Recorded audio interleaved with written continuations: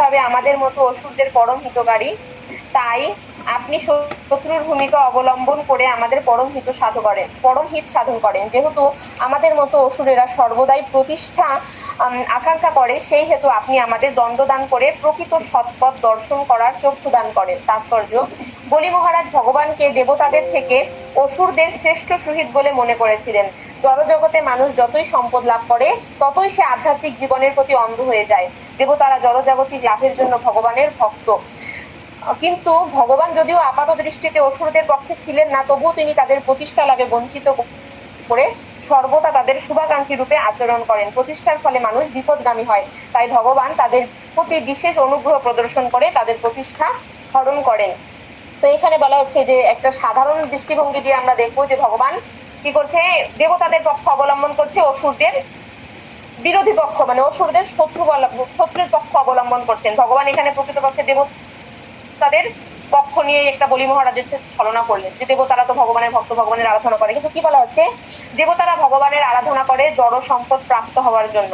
তো দেখা যায় কি অনেক সময়, এই যে আমরা এটা আগে জেনেছি যে স্বর্গে যে সমস্ত দেবতারা রয়েছে, ইন্দ্র বা চন্দ্র, এরা অনেক সময় কি হয়, ভগবানের প্রতিও তাদের একটা প্রতিহিংসা ভাব চলে আসে, বা তারা কি হয় অনেক সময় তাদের প্রতিষ্ঠার বা তাদের পদের গর্বে গর্বিত হয়ে ভগবানকে তুচ্ছ মনে করে। যেমন ওই গোবর্ধন লীলাটার সময় দেখা গেছে ইন্দ্রের কত বড় নিজের পদের একটা গর্ব হয়েছিল যে আমি এইটা করি, তখন ভগবান তার ওই করে গর্বটা চূর্ণ করে দেন। তো এখানে দেখা যাচ্ছে কি ভগবান যদিও দেবতাদের, যেহেতু দেবতারা সদ্গুণ সম্পন্ন, তাই ভগবান কি করেন, তাদের পক্ষ অবলম্বন করেন।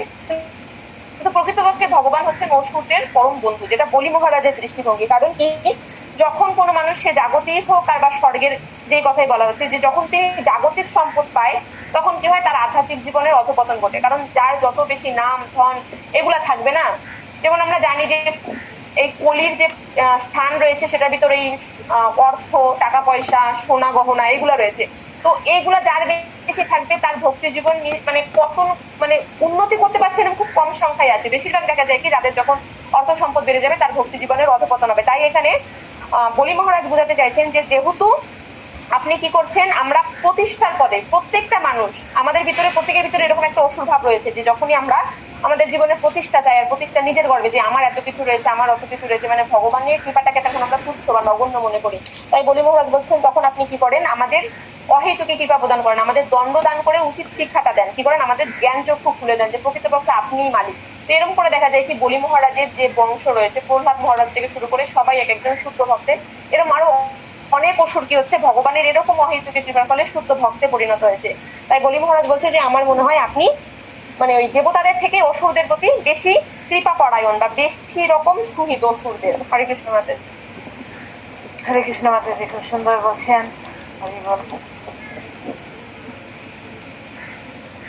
হরে কৃষ্ণ।